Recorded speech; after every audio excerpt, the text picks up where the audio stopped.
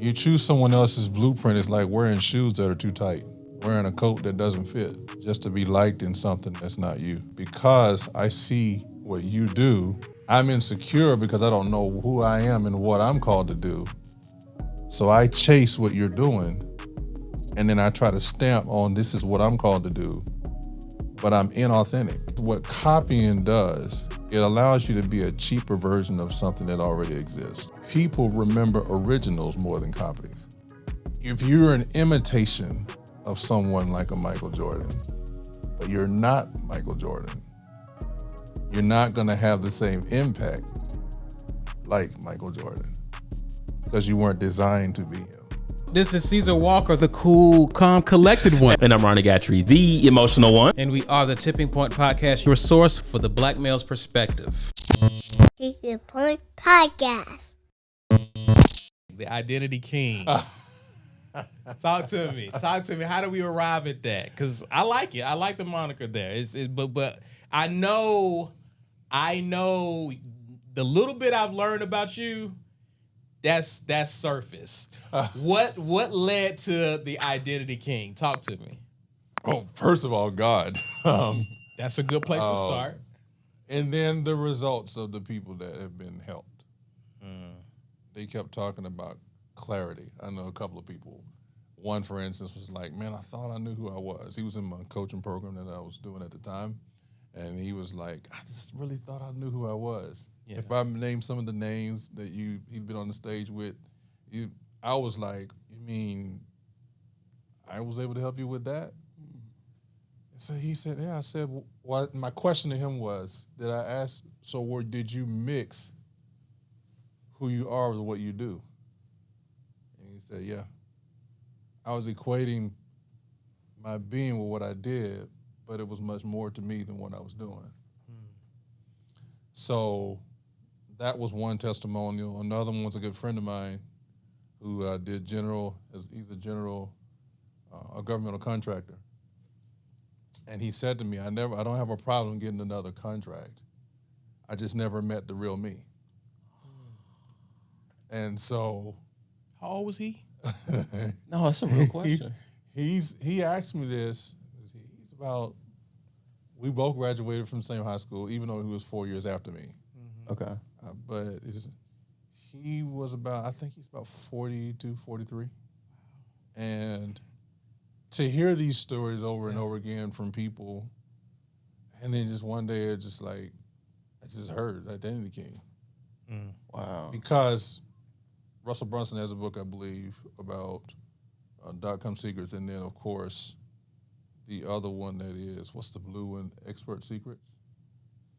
And about being a category, a king of a category. It doesn't necessarily mean you're the only king, but when you look at the king and look at it from authority, that means what domain, what sphere are you a king in?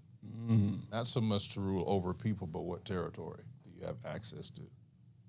That's good. Yeah. That's good. That's good. So identity.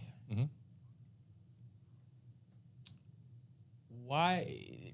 Something I thought about is that a lot of men, this is a men's channel. A lot of us want to be respected as men, yet simultaneously we don't know who we are as men. Why is identity so important to unlocking a person's potential? Well, if you don't know who you are, you give those in power an opportunity to keep you blind. And I give you an example. And I did some research and study. We know about the continent of Africa. Well, the original name of that continent is Alkebulan. And when I look at the history of it, when the guy by the name of Scipio Africanus came and took over, conquered that territory, he was the one that renamed Alkebulan. It was named after him, Africa. So whoever takes over can rewrite the history. Okay, another one. Let's look in the scripture. The three Hebrew boys. Yeah. Daniel. We know them. We know their Hebrew names. Or we know the names that were given to them by Nebuchadnezzar, famously. Right. Shadrach, Meshach, and Abednego. But rarely do we understand those names that were given to them was pretty much trying to erase who they were originally. So if you can redefine and rename someone who doesn't know who they are, it kind of washes the history and they become blind to the truth that's already in them. I know this because I'm on this even journey right now. When I started on this identity journey, I found out how paramount history is to identity. Because once I understand where I come from, it changes my perspective of what I've been settling for. I can tell you when I see, if I come from a line of kings, if I come from a lineage, and I found this out even about my grandfather. My grandfather was an entrepreneur. I didn't know. In fact, I was told once I finally get to know more about him because he passed away 16 years before I was born. So we had a family Zoom back in like 2018. And I started to hear my uncles and my mom and my aunts talk about their dad. And it was a couple of qualities that stood out to me to help me realize, like, wait a minute, I'm doing the same thing. So they say my auntie say he was a good musician, the gift of gab, and people love being around him. So it's not odd that I'm actually, in a way, walking in that similar path. You see what I mean? So identity is important because once you know who you are, again, no one who's trying to steal who you are can blind you. They can try to take something away, but once you know who you are, even if they take it away, you can rebuild it. You can't steal from someone. You think you can, but you can't steal from someone who knows who they are. Yeah. Everybody has a fingerprint, but we don't have the same fingerprint. Right. Which means I'm different from you. I'm made in a unique way. So when I copy who you are because I don't know who I am, now I rob mankind of an opportunity to see the greatness that God put on the inside that he had all along to demonstrate through you. Yeah. So identity is paramount, especially with men. I've heard other men talk about not understanding who they are or who they were meant to be, and I've heard them look for. I've framed it as they've looked for blueprints to success. You end up copying what you see succeed and what works. That tends to happen. One of the main reasons why a lot of us as men are drawn to entertainment, whether it be through sports, music, or whatever, because you see the status, you see the respect, you see the attention that you receive from others. And because you want those things, you pursue that person's craft or their path. Mm-hmm. Talk about the mistake we make as men choosing someone else's blueprint. Man, when you choose someone else's blueprint, it's like wearing shoes that are too tight. Yeah. Wearing a coat that doesn't fit just to be liked in something that's not you. And then what happens is, because I see what you do, I'm insecure because I don't know who I am and what I'm called to do. So I chase what you're doing, and then I try to stamp on this is what I'm called to do. but I'm inauthentic. I'm not. And because of that, because what copying does, it allows you to be a cheaper version of something that already exists. And here's the thing. Oh, this really got me one time when it came to copying. Is that people remember originals more than copies. Facts. Yeah. Because if you're an imitation of someone like a Michael Jordan, but you're not Michael Jordan, you're not going to have the same impact like Michael Jordan because you weren't designed to be him. Hey, leave Harold Miner out of this. Oh, I was going there. I was going there.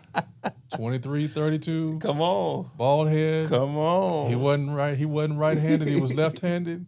And I saw the game where he tried to play against the original. And the original let him know. You didn't have to bring that back up again. I mean, it's just. Well, can we just for a second? Yeah, go ahead. Okay, but he was given the title Baby Jordan, which goes to your point. He, whether he wanted to be Baby Jordan or not, Right. that was given to him.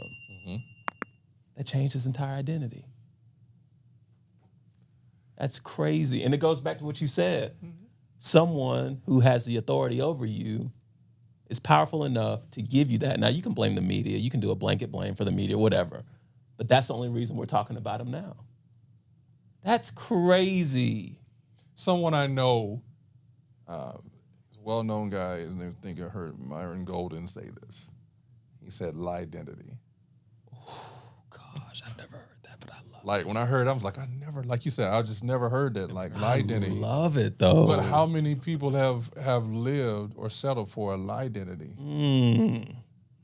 Or even a my-identity, like he says. But they have really just been blind to their identity. All because they want the praise that somebody who's on a platform has. They want that. Here's the thing. They want that validation. Right. That's why they covet the gift. That's why they. And here's another thing. And even in ministry, one of the biggest, and I appreciate this about what Dr. Mike did for Pastor MK. When he said, he told him, "You be you." Right.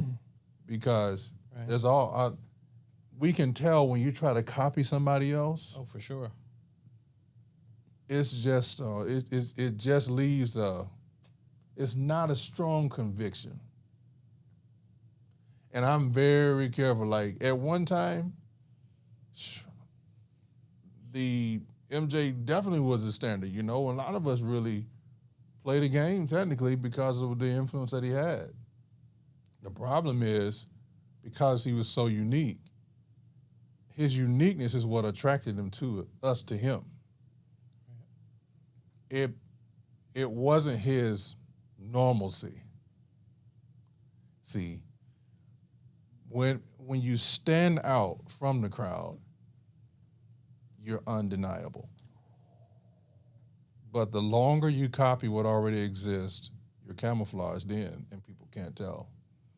You're like a chameleon. You're blended in with what already is. And people now, today in the time that we live in, believe it or not, they are looking for people who stand out.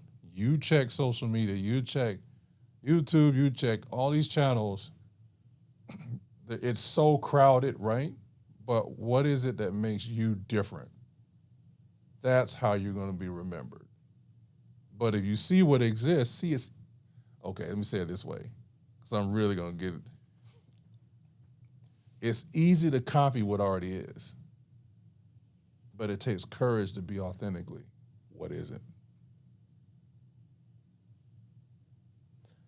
Can I share something?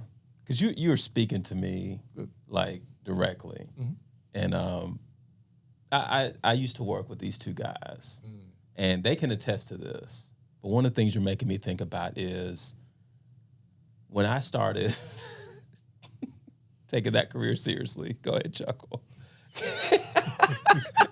On the way out.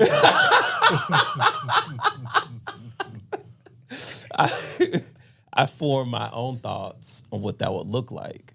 And that was patterned after other people within the organization that I thought I had a desire to be like.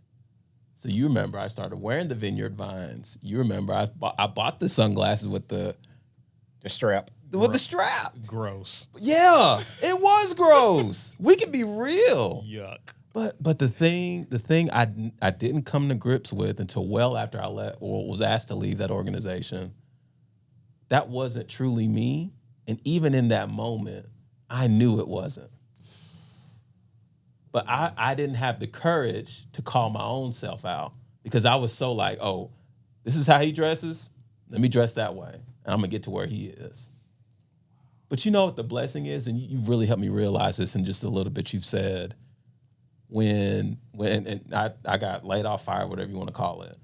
When that happened, definitely easily one of the lowest moments of my life because I felt like part of my identity had been taken away. Mm-hmm. Do you feel that, Walker? Oh. Pause. But do you? Come on, man. I don't even think you've ever shared that before. I haven't. It's the Identity King. I'm gonna shoot it to him. Okay, which is That's perfectly what fine. I'm Yeah, saying. yeah. You're saying this, but I'm hearing this for the first time. Dude, I'm coming to grips with all of that. Like Okay. I had pieces of it, but I never that missing piece that was delivered here tonight help all that come. I mean, because like I've shared on this before about the depression I was in, but it was just I think at that time it was just so surface level. Like I don't have a job, but it was more than not having a job. I remember looking for a job. I'm trying to look for the same one I just got asked to leave from. It was getting doors slammed in my face. It wasn't me.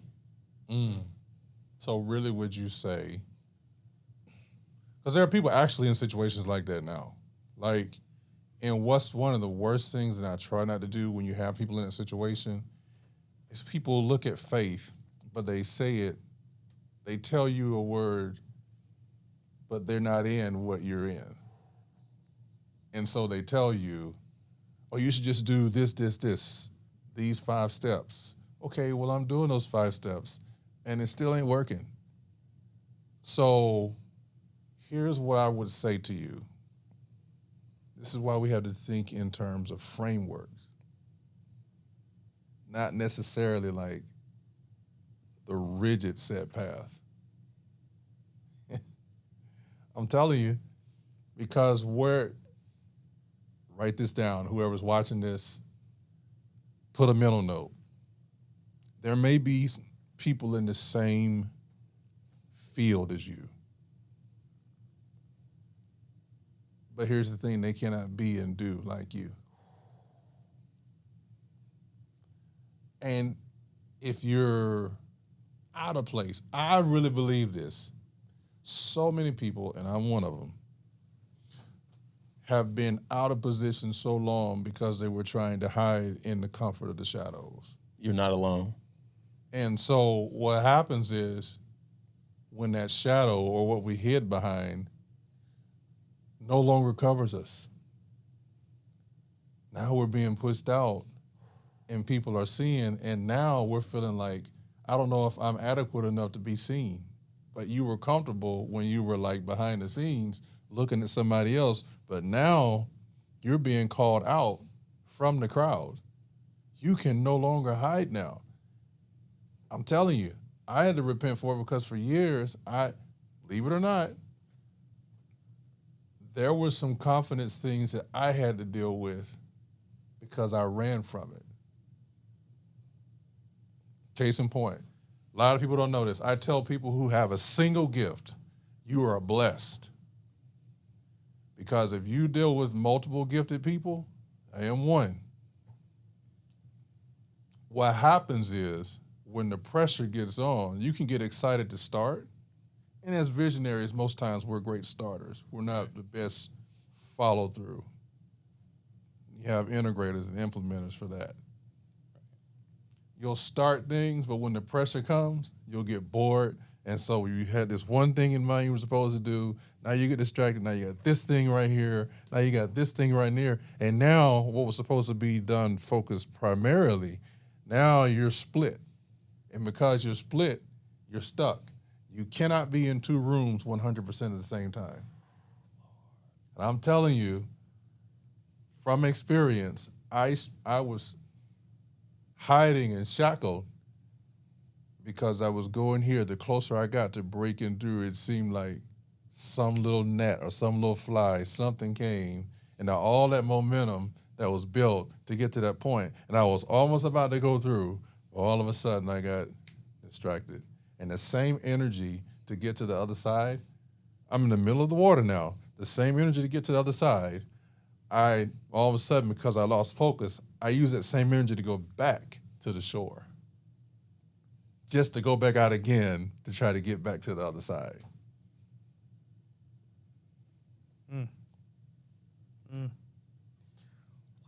Ricco, what's up like? I was gonna say one thing about Gat's situation is that like all along, I think other people could recognize what his gift was, and I think that with him also that because he was doing the job he was doing, he got to do like maybe express like maybe like glimpses of his gift in his current job because like he could get out because his gift was like just people talking to people, so he had like somewhat of an outlet while he was doing it, but that wasn't his focus. But once he was away from that job and he was kind of forced to like, I guess, do some self-evaluation, and like he was more drawn to the jobs that would let him express his gift.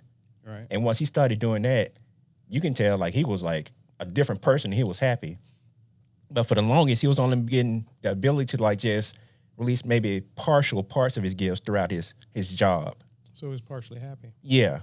But once he was able to get free of that, he found his spot. I'll say this too to piggyback off of that's a good observation. Like, I'll say this too because what I was thinking about it when you said it, and then when Gat spoke on his experience. One of the problems with accepting someone else's identity is you're ill-equipped to face adversity. Right? So if this worked for John Doe and I'm trying to be John Doe and then I face adversity, well, John Doe doesn't appear as though he's facing adversity, and you're not on solid ground at this point because you never anticipated that you would face adversity following this blueprint. And what tends to happen with people is they become disillusioned just in general in life because this worked for John Doe. Why isn't it working for me? Maybe it's something wrong with me. Maybe it's this. And we begin to just question ourselves because we're following someone else's conviction, someone else's identity, someone else's blueprint and path. And your success is not in someone else's blueprint and identity and conviction. That's the problem. It's not that it didn't work for you. It's just that you followed someone else's path. Let me say this right here, as you're talking about this. Identity and authority. Well, you got to know your identity to be able to identify your authority. You got to know your identity to identify your authority. And when you look at authority is really keys. Yeah. If I took the keys on my key ring, see, I have to know who I am, and I got to be able to identify which key works for what door. And sometimes we're taking the right key, but we're trying to put it in the wrong door. That's good. Yeah. Yeah. And we want that lock. We want it to unlock so bad. Right. And so what we do is we strip the key because we think, well, this is what I want, and you got to pry open. Remember I was saying that earlier. It's like we're trying to hijack God with his word. We're trying to hijack what he gave us, what we want. You got to do it this way. That's how we are when we don't know our identity. We are ignorant to our true authority. And authority gives us access to operate in the environment and access into the minds and hearts of the people that we're called to. So if I copy you, I am blind to my identity, but I'm also missing the authority, the gift I have, the domain I'm called to, because I'm trying to be something and I'm trying to serve people that are not the people I'm chosen to serve.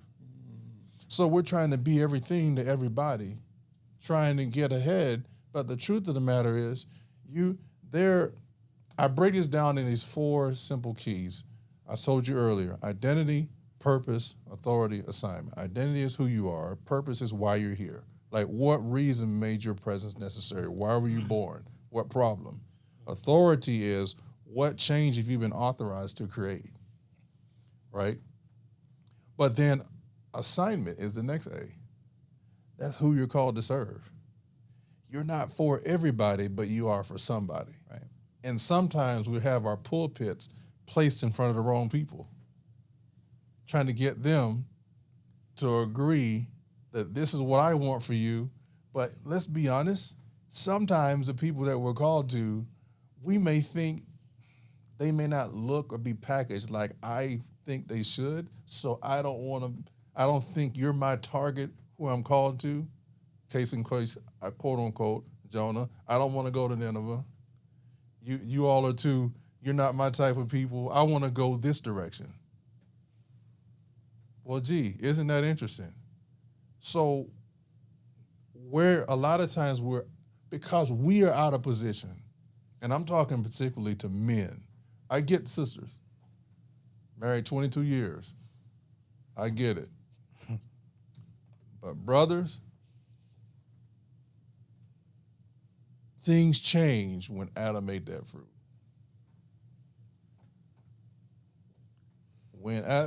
And nothing happened when Eve did it. Matter of fact, Adam was right there next to Eve. Scripture tells us. So that's the first thing.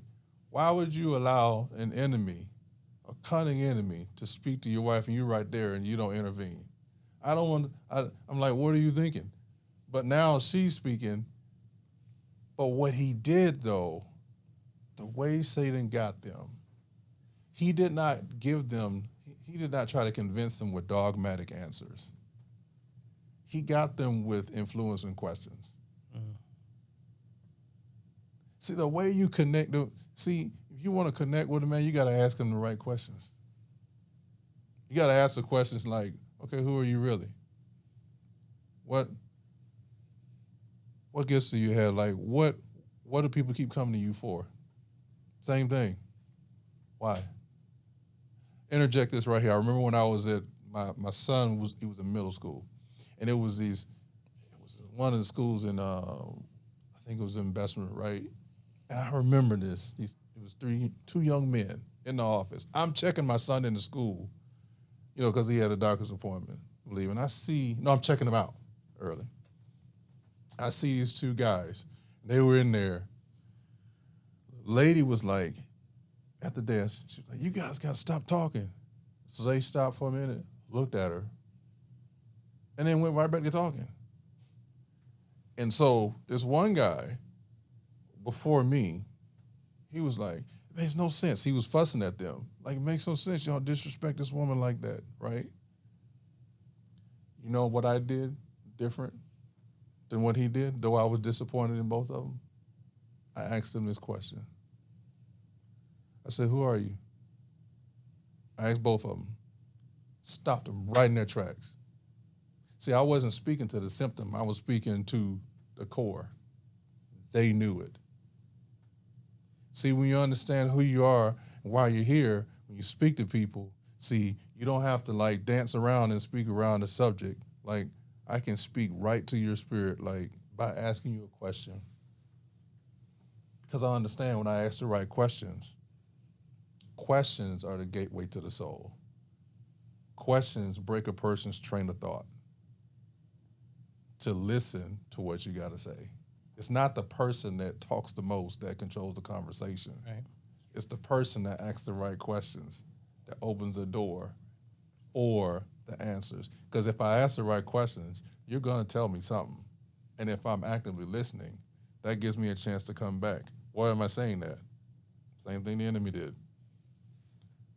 Here's how I believe he said it. did God really say? Like, really, like she was bold in what she was saying. Like, yeah, you said it, but did God really say? See how that kind of changed mood right there? Then all of a sudden, she gives her answer. He comes back like, no, you won't die. For God knows. See, he was trying to convince them that the person that told them was against them, not realizing that they were already like the person that he was accusing them that they weren't. I hope this is helping. I hope this is helping. Yes.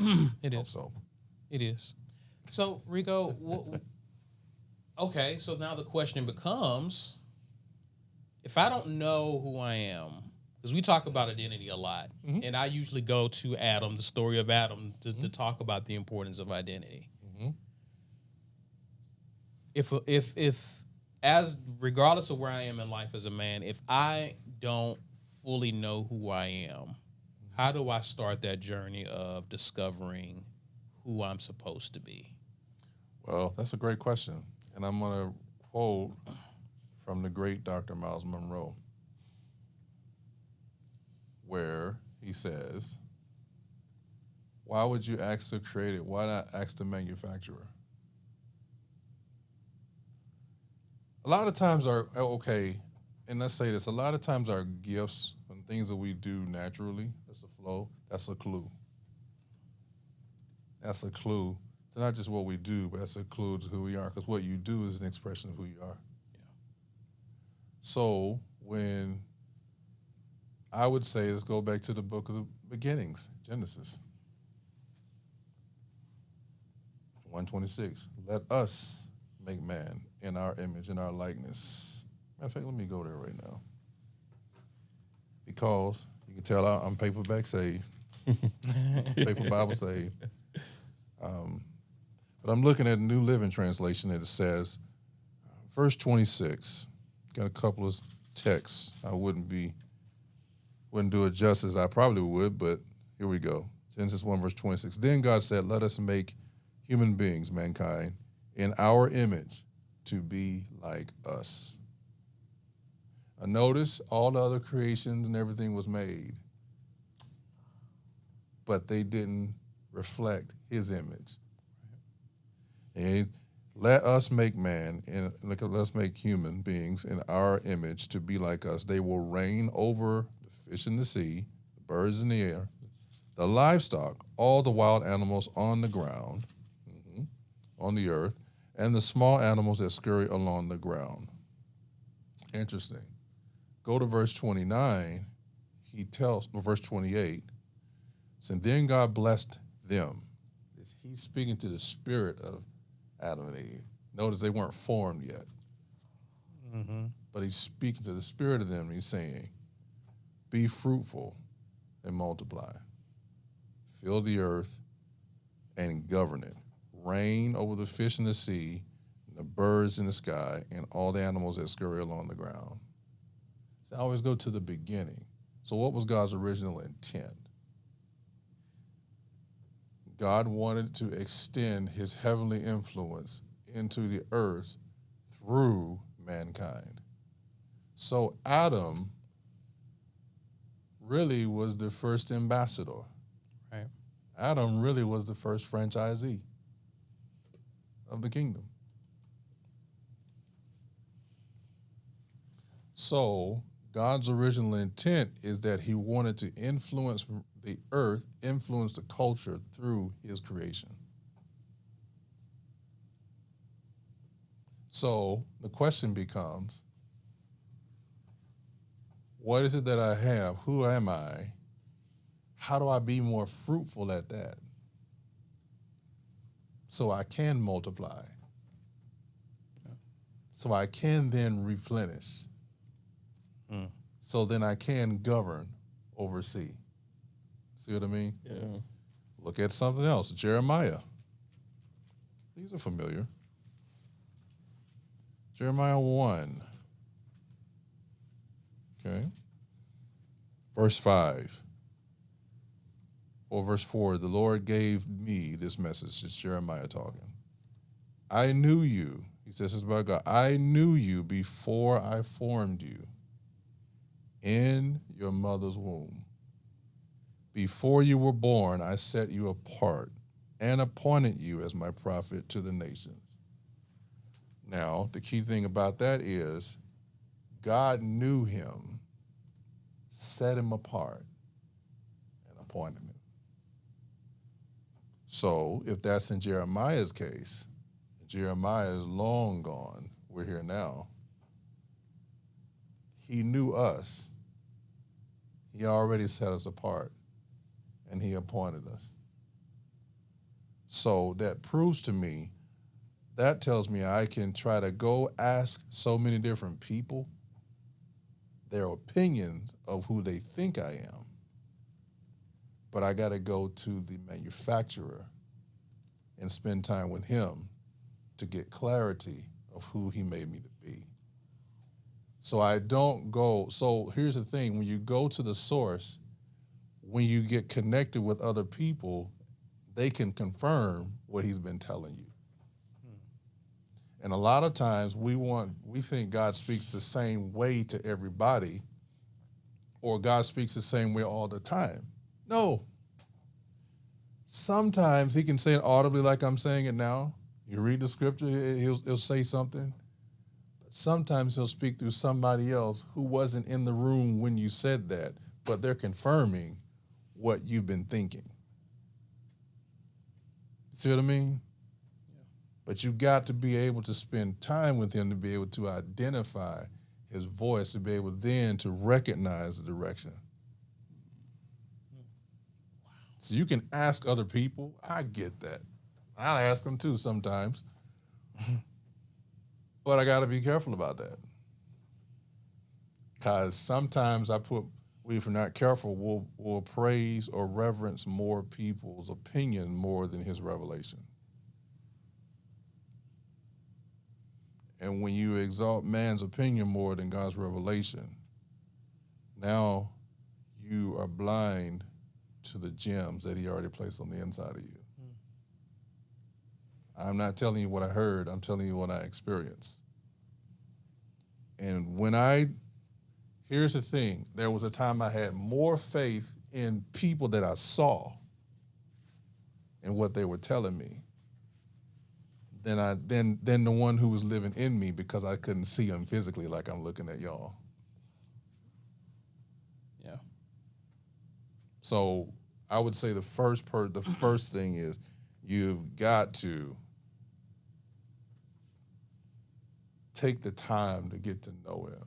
Like, and how do you do that? Well, look, even if you're someone that's never picked up a Bible, if you're someone that's never picked up the word, you know there's a void there. I don't care. You can try to act like I don't be all deep, like, no, there's no God, none of that. Okay, well, that's what you think. You may not believe in him, but guess what? He believes in you. So you got to ask that question. Okay, who am I? You're real? Who am I? Show me. I yield. Because really the truth of the matter is the kingdom life is not about our ambition. Really, it's about a yielded life to his assignment. You know. So that would be my answer. Went a little depth about it, but just simply look within, ask, like, who am I? Why am I here? Those are questions. Because questions trigger then the being positioned to receive the revelation, the answer. That's good. So, you mentioned it earlier. You started with identity, and then you went into purpose. Because really and truly, if you don't know the identity of a thing, you can't determine the purpose. If I don't know that that's a chair, I don't know that I can sit in it, right? Right. So the question that a lot of people tend to ask is, why am I here? Mm-hmm. But again, I think the why is a derivative of who. Yes.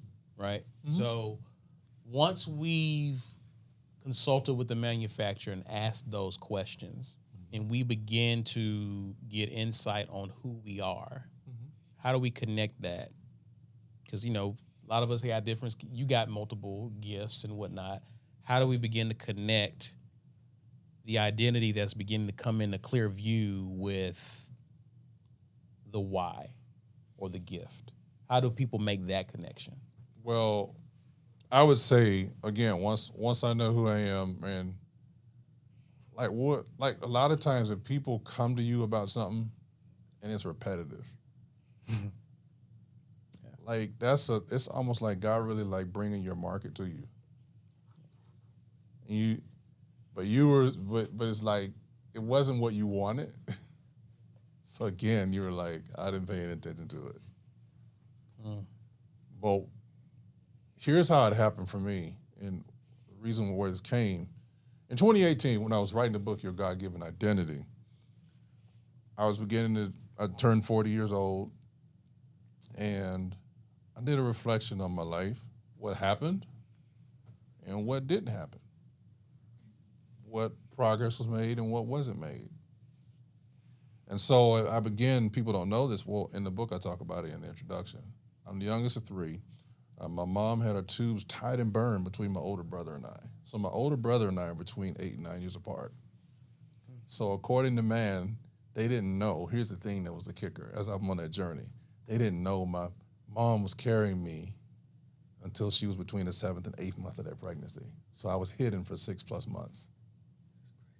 So when I was reflecting on who I am and writing that book, here's what the revelation came out of that. I spent so much time trying to look for people to do for me what God empowered me to help them do, become and do. So then as I began to be on that journey and go a little deeper, that's when I found out, man, this is an identity crisis I was dealing with personally. But then I started from the book, one by one, certain people I'm come talking to, listening to, sharing some insights about. Guess what? It all was foundationally built on identity. It took me a while to pick up the pattern, but it was because God revealed some things to me through the people that I was serving. Like they're getting clarity. You see what I'm saying? So the problem is, I know who I am as in terms of identity, an identity king. We often pray for bringing good clarity. But what the problem was, people were really, they were trying to, because the changes that we're dealing with, they were trying to fit into those, they were trying to take old, outdated things. And then they were trying to, not only if they were trying to leave those outdated things, they were trying to copy what somebody else was doing or different suggestions, but they weren't being uniquely them. So the problem was they were too busy looking outside without looking inside.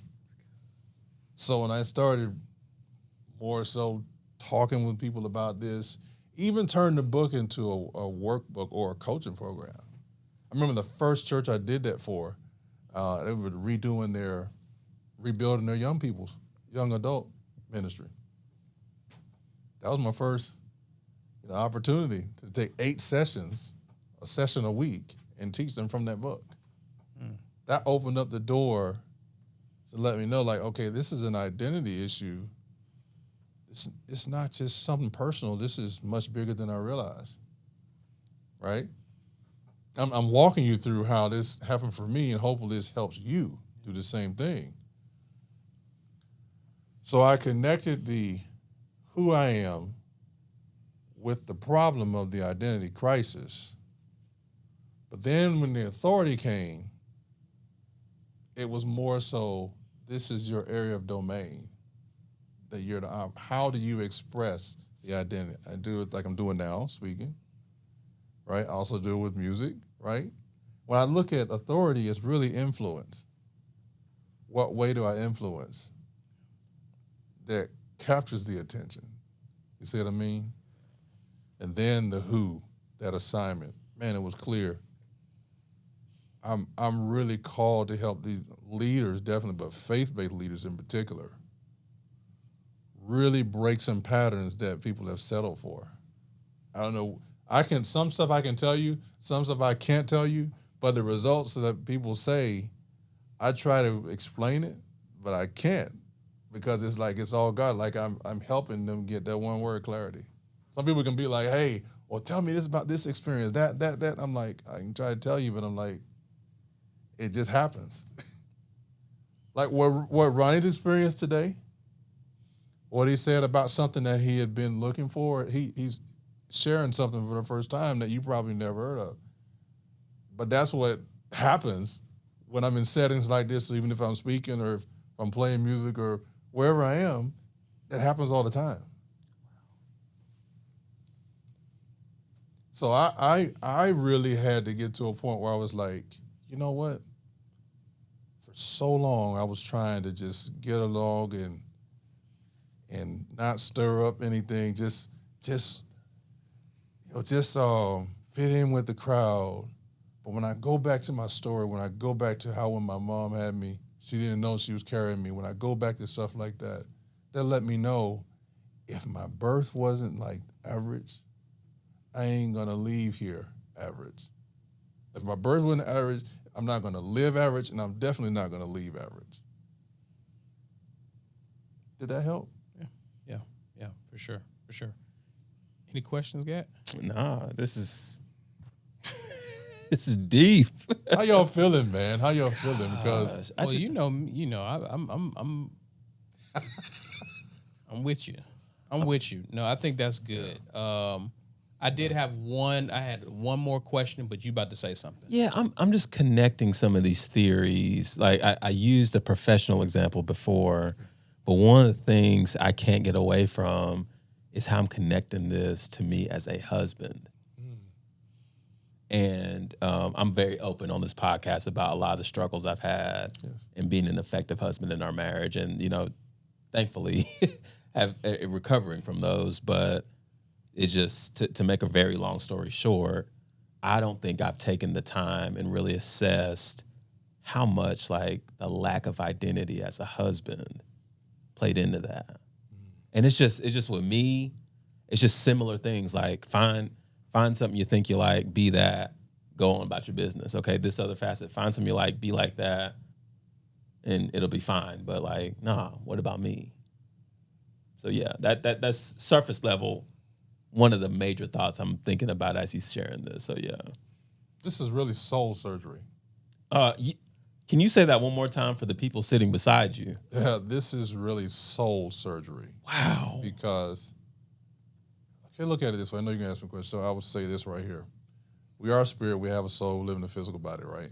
So here's the thing. Sometimes we think God hadn't answered our prayers because we're like, well, I'm looking at this. What's going on? I asked you several times and I'm not getting anything. Do you know that our soul can either be a portal for what's in our spirit to flow through, or it can be a wall that's blocking for us from receiving what's already been. So our wounds, our soul wounds, can block us from receiving because we're so hit up on the past hurts that we can't receive what has already been buried in us. Wow. And at some point, as men, we're going to have to face our Goliath. When I say Goliath, giant-sized problem, the thing we've been running from, let me interject this here, because I'm kind of steering a little ship there. I believe the reason why it seems like a lot of men now, and I got this revelation not too long ago. It talks about in Exodus 20, verses 3 through 4, it talked about the sins of the fathers visit the third and fourth generation. Come on. And so what's happening is I believe a lot of men are in that third and fourth generation, and they're catching a lot of the friction, a lot of the hell, because the enemy wants to have another extended contract for another 4 generations. And so what he wants to do is pressure you, bombard your mind, bully you to just settle. Everybody else did this. He wants to do that because he wants to keep you and your bloodline, your not only your bloodline before you, but your seed after you. So this is why a lot of the attacks on men today, it's not just natural, it's spiritual. Because the enemy knows if I can break the man, I can break the home. Yeah. If I can break the man, because really, look, we're not, we think that we are. Like, we look at the top, then you got everybody else underneath. But like Dr. Miles said, God made us the bottom, the foundation. And when that foundation is cracky, when that foundation is shaky, everything in that house is shaky. Facts. And I am telling you that as men, third and fourth generation, you may be feeling that pressure. You may be feeling like, man, it's just easier for me to give in. It's just easier for me to just take my life and end it now. But what you don't realize is if you take your life and end it now what could have been broken over your family now is going to continue to go for generations. Yeah. So I wanted to really speak to that. And anybody out there watching, it's easy to give up, but if you give up now, I'm going to say this with you, you can write this down, take a mental note. If you give up now, if you quit now, you're going to see it again. Maybe in a different round, but you're going to see it again. Let me interject this. He probably doesn't remember this. When I was a senior in high school, first time I'm saying this publicly on a camera or anything like this, I quit my high school basketball team as a senior. There was a lot of stuff that I felt was wrong, unjust. Players that weren't better than me were playing more than me. Even the players knew I was better than them. But what I found out was years later when my children started going to the school where I quit playing, I got a chance to see it again. And I was like, I couldn't change what happened, but I can make a decision now to impact what happens in the future. So I had a chance to revisit that spot of when I quit. And every time I get to a moment of quitting, I always think about that spot because I was so close. What if I would have not quit? What if I would have just kept pressing through when I was so close? Well, what if I would have, when things didn't go my way and I was humbled, I felt entitled when I really didn't realize it was a blessing to be empowered. Wow. I learned to embrace what I thought was less, but really it was a setup for what was best. When you cannot, I'm just saying, as men, we just got to get to the point where, man, I know it doesn't feel good where you may be right now. I know you're like, man, it should be better than this. Maybe I should be further along. But here's the thing. Don't let the illusions that the enemy shows you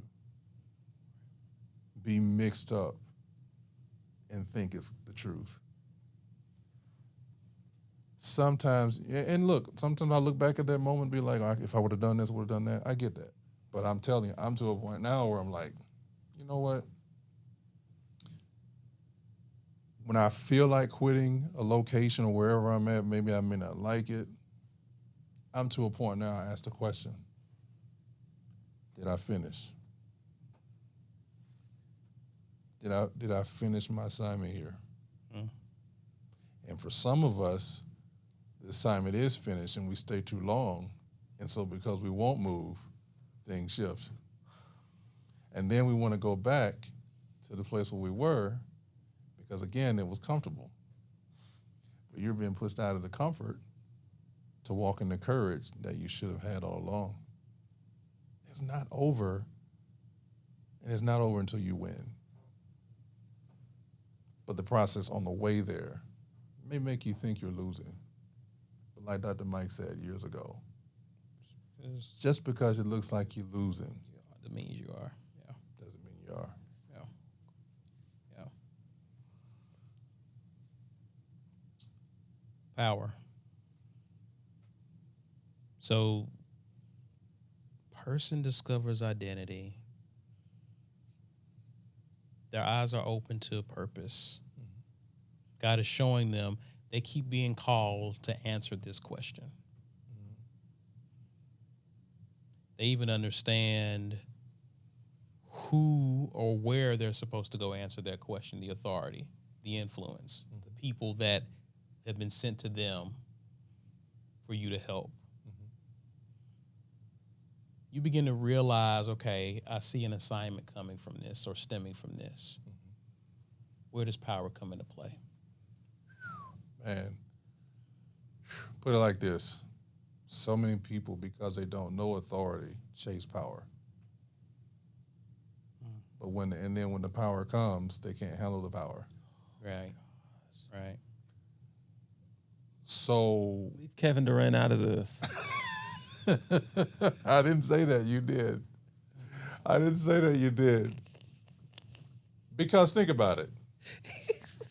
If I say, if you don't know or embrace authority, what you end up doing is you chase after or covet after. But power is only effective, really effective, when you are, number one, I believe, connected to authority, right? Because that's accountability. And that authority actually prepares you for where you're going.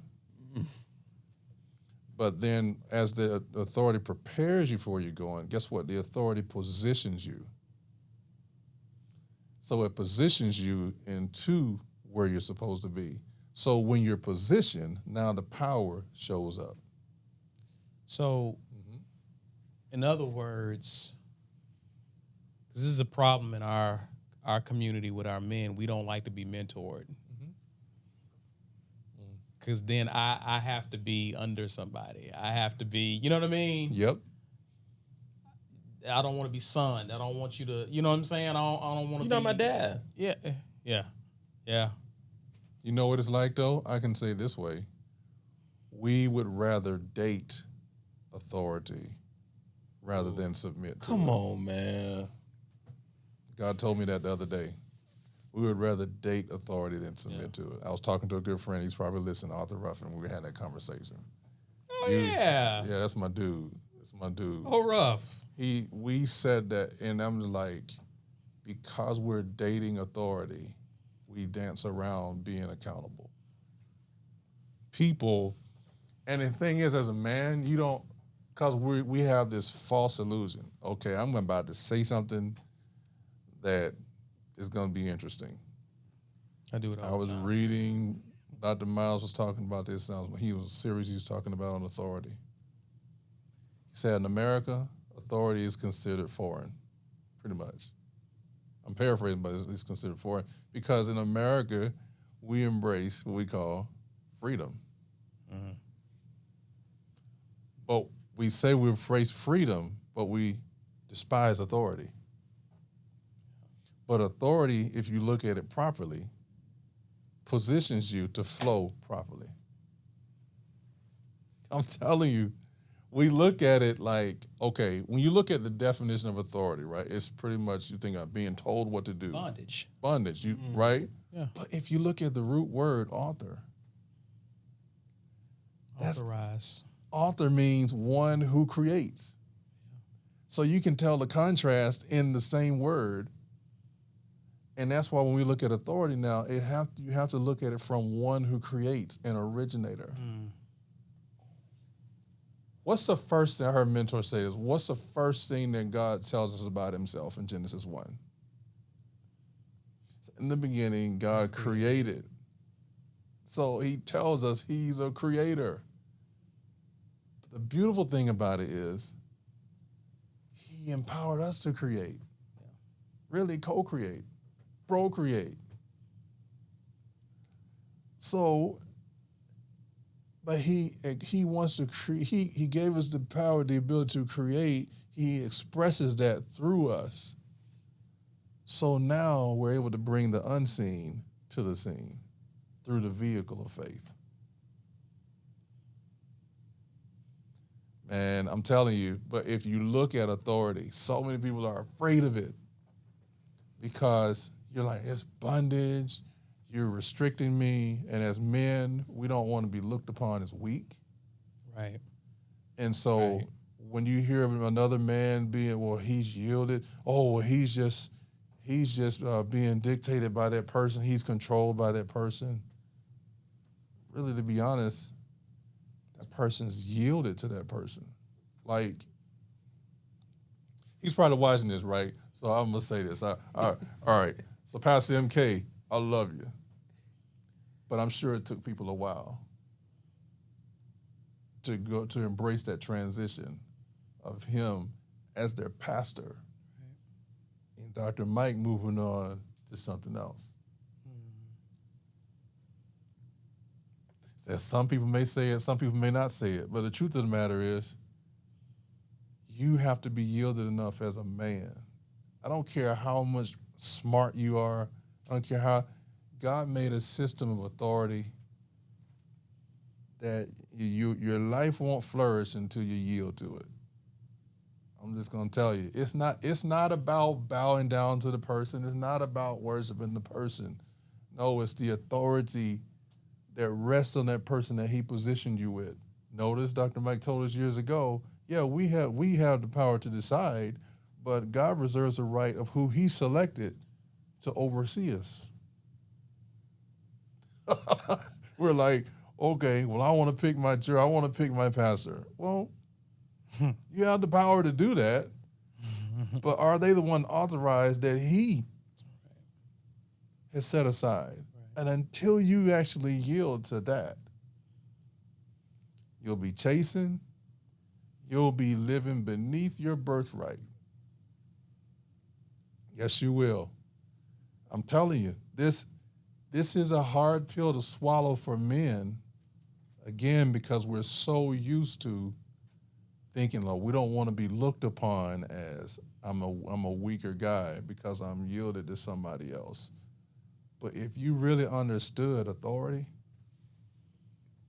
I mean, how much would things line up in your house? How much would your children line up in your house when you're yielded? But see, because here's the thing, because of pride, I don't want to be yielded because I don't want to be looked upon like, man, he's telling me what to do. Well, if you really understood, all of us in our car, we have blind spots, right? If you really understood, all of us have eyes and we look forward, but we cannot look backwards. Mm. So what does that tell you? You probably have had maybe in a crazy scenario, but have you ever really heard of somebody trying to put themselves under anesthesia and trying to actually do surgery on themselves? Mm. So when you understand authority, accountability is a must, because if you don't have that, you can actually abuse what you've been entrusted with. So for men, we got to be to a point like, I'm telling you, God loves you enough. And I heard a guy, who is his name? I heard Ernest tell me this. He said, man, in this time of my life, I had to be broken. You had to be broken. Most men don't want to be broken. They don't want to be broken but I'm telling, and this is dangerous, the society that sometimes we're in now. You asked me another question, but I would say this is kind of dangerous. It's great that our sisters have an opportunity to express and cry and share certain things, right? But man, when a man is like, doesn't have anywhere to go, and then when he does all of a sudden open up or something happens and he like blows a gasket. Then all of a sudden, it's like people like, what happened?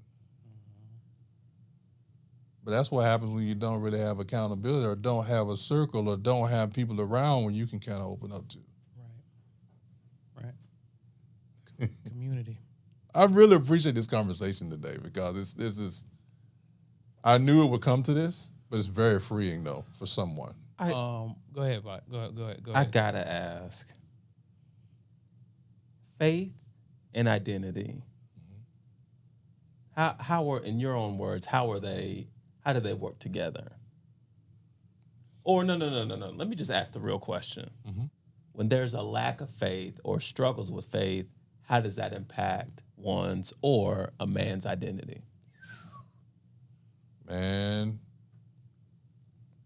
See, faith, we know Hebrews 11:1, faith is substance, things hoped for, the evidence of things not seen. So again, faith is a very important vehicle. Because it also tells us in Hebrews 11:6, without faith it's impossible to please him. For he that cometh to God must believe that he is, and that he's a rewarder of them that diligently seek him. So if there's a fracture in my faith in him, there's a fracture in my vision of me seeing who he made me to be. So, see, faith is, again, bringing the unseen to the seen. Yeah. See what I mean? So, to distance yourself, because see, when God tells you something, he always, I'm telling you, it takes faith to believe him. And guess what? A lot of times, yes, you can believe in you, but the thing is, when it's somebody or something that you're finding out about you, you got to really believe outside of you. You got to believe in someone outside of you because they know more about you than you think you know about you. Yeah. And I'll say this too. If I have an issue with the manufacturer, I'm going to have a hard time going to that manual and reading anything they're going to tell me. Oh, man. Come on. If I got a problem with the manufacturer, I'm gonna have a difficult time believing what the manufacturer. Which leads me to something I want to ask you, because again, I'm faith based, so we can stay here for hours. Yes, there too, right? Right. My heart, and I've shared this with you offline. My heart is for a lot of brothers who are jaded. You know what I mean? Church hurt, disillusionment. Mom loved God, was in church every day, all week. Why did she die of cancer? Yeah. Why did this man who's supposed to be a man hurt? We talked about how a man finds identity. Based on my response, my answer there, what do you say to those guys who, through life's challenges, has an issue with the manufacturer or perceived issue with the manufacturer? You know what's interesting about that? Most men have an issue with the manufacturer because they had an issue with their father. So because they have an issue with their father as a visual picture, Talk about it, man. That's how they assume God the Father is. So they see him as a God, but they don't see him or get to know him as Father. And I'm telling you, a lot of it is, man, I was just having this conversation the other day. A lot of it is like daddy issues, man. Because there was an absence there, somewhere you were dropped. You can, and let me say this right here. I'm a PK. My son, my dad pastored for years. My dad retired from pastoring in 2022. Still preaches to this day. But there were some things, you can't get mad at people because guess what? There were some things they were learning along the way too. And they didn't know. But you can't say it didn't have an effect on you. So you had to kind of know and grow through it yourself. And so you're right. Sometimes we get that question. Well, God, like, how is it that I believed you? My mom and dad believed you. But you failed. Like literally people say they're not some people like, well, I would never say that. Well, some people do feel that. Like, God, you failed me. You failed my people that believed in you. The question is, once you get to know him and you allow him to do that surgery on your soul, he can reveal to you some things maybe that happened that you didn't know. What maybe a pain that they didn't say, they couldn't say. See what I mean? So when men, a lot of times we have an issue, I believe because it is a father issues. And even if the father is there, some stuff their fathers don't know. You know, some stuff that they're repeatedly doing. It may not be like a bad iniquity type thing, but it could be a certain habit that keeps, a certain pattern that keeps repeating. And so what we try to do as men, we naturally are fixers. So we actually try to go and fix it ourselves until the time comes where all the fixing we did, we're going to run right into a wall. And then when we hit the wall, we're like, you know what?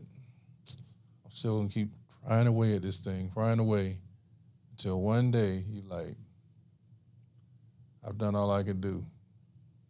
I don't know what else to do.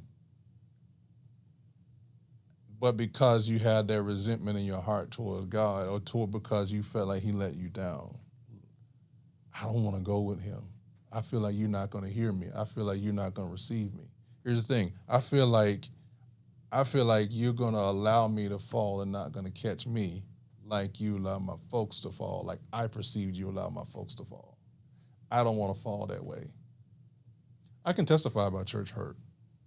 I grew up in church.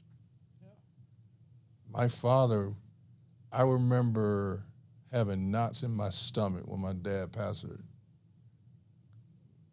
Like literally, when you talk about, I remember a couple of instances, a couple of churches, man, my dad pastors. He was pastor. And I was like, when they talk about church meeting, you talk about church meeting after church with a Baptist church, man. Oh, man, I would have knots like this, man. Because I knew people would fuss, man. Yeah. And I was just like, man, I didn't. And that's why for a while, it took me a moment, man. My wife really was the one that God used to bring me back to him when I went off to the military. Because when I was like, I didn't want to have anything to do with church. Not because I didn't love God. I just didn't really like the way people were. It's usually the root of most people's issues. You said that so many times. Yeah. I didn't like how I didn't like not only that. So God used my wife to win me back to him. Okay. That was interesting. I mean, I couldn't refuse the offer. So I was like, all right. 22 years later, yep. But it was something, I grew through that process, right? But I would say this, couple of guys maybe know, Russ probably listening, because it was probably around 2020 or so, 2019, 2020, I kind of was like, felt done with church, man. I really did. This is when now? It was about 2019, 2020. I almost felt like, man, I don't know. I really kind of got distant, and this is why I really didn't want to admit it, but it was just the truth that I had done things, tried to be available in church and share certain things, and I felt like people weren't receiving it. You know, you know how you had the eagerness to want to help, want to do some things. And it's like you're overlooked. I'm like, I'm just trying to help. But in that time, I found that I got closer with God on that. I had to stop looking. I had to take my eyes off of them and focus on him. That's how I kind of got back into it. And so when I took my eyes off the people and focused on God, then God began to deal with me about coming back home to the dome. And I would say this, I'm saying this is not maybe for everybody, but as a musician sometimes, because we're so gifted, it's easy for us to go play in other places. And we're playing in those places, but in a way it's taking us away from our set place. I didn't realize how much of an impact that had. So I started, okay, even though I was still away, my wife still connected, right? But then when I got around in 2023, I'm still around because we're still, I was still there, but I wasn't there, right? But really in 2023, I felt heavily like, okay, it's time for me to go back home. Like, stop playing at 11 o'clock service somewhere. I mean, I gave up compensation to do that. So I had to stop to come back home. And, I was able to, by God's grace, allow him to heal my heart to get back in, get back home. When I got home, I didn't rush right away trying to, some people get home and they try to go rush into positions and rush into things. I didn't.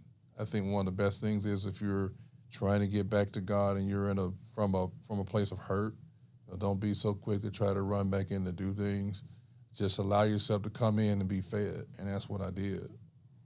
I just allowed myself to just be ministered to, because a lot of times, really, on this side, most people, they're used to you ministering, but again, sometimes you can be depleted. And maybe I was a little depleted, and I had to be like, okay, let me sit here, and then allow God to really open up other doors. You know what I mean? And not allow anything and anybody to get me out of my set place, because I think it's one of the first tricks of the enemy when you get hurt. You want to get away from God. You want to get away from the connection. You want to get away from your set place. And that's no different than when the wildebeest leaves the pack to go by itself and the lion that's actually hunts. Same thing. Once you get out of fellowship and once you get out of position now, you're really more vulnerable. So for me, I would say church hurt, I've dealt with that, man. And really, I've come to the conclusion, really God loves you in spite of, but you got to be willing, you got to let your guard down to trust him and let him do the healing that only he can do. And if you do that, and not try to fight it, not try to be like, I think it's got to be this way, really yield your life. Okay, here I am. What now? That's one of the hardest things I had to learn. But once I did it, I realized that instead of fighting, I just learned to be positioned in flow. And then I had to learn to allow God to lead me to people who could help me. I had to learn how to receive help. I was so used to giving help, but I wasn't really used to people letting people see me in a vulnerable state where I needed help. So I would say that to any man that's hurting, church hurt. Okay, I'm not saying it's not real, because some people get offended when you say church hurt, or oh, you're just making that up. Like, I wouldn't talk bad about the church. That. Yeah. I hear that, but again, it's easier for the person that's not offended to say this is what a person should feel like. And I said, for me, I was like, man, let me come to the conclusion, let me get connected again. And as I got connected again, I started to see some things change. Not just in certain areas, but even with my son, man. I have 2 boys and a daughter, and so my middle son is so much like me. So much like me, man. And God really, through that situation, taught me by being connected, really helped me know how to really connect with him. See what I mean? Most times people think because we lead, they think we have it together and we don't have issues or we don't have challenges. But probably in that, when I yielded and came back home, allowed God to heal my church hurt or hurt in general, it really helped me even with my relationship with my son, who's come a long way, but I mean, I've learned that when he's ready, not when I want him to be ready. He grew up. He's been preaching since he was 7. But you know, guess what? He had to grow up. You know what I mean? But yeah. Ricco, I appreciate you coming by, Yeah. sharing us and walking us through those steps. High level. How can people get in touch with you, because you are a coach? Yeah. So people want to get more in depth with you one-on-one to talk through these. If they got more questions, how can they get in touch with you? Well, the biggest thing is you can catch me on my YouTube channel. Love it. Type my name in, Ricco McAdory, RICCO, McAdory, MCADORY, and you can put in at The Identity King. That's on YouTube. Hashtag. Same thing with Facebook and Instagram. Definitely DM me to let me know. But you want to stay connected and subscribe, because there's some content there that's going to help kind of go a little bit more in depth. But also there's some other things that's coming up too. Yeah. It's gonna be helpful, even more so. But yeah, you can connect with me that way. Awesome. Yeah, I'll make sure I tag it in our description for sure. Appreciate that. Appreciate that. Did you have anything else? No, dude, Good. I'm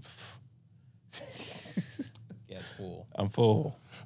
We appreciate you coming by, man, as always. And trust and believe, you will be a return guest.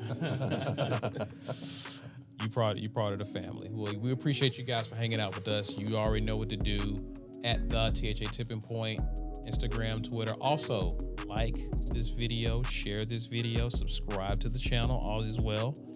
With that, I'm Caesar Walker. That guy over there is Ronnie Gatry. The guy behind the scenes is Black, and we are the Tipping Point Podcast. Thanks again.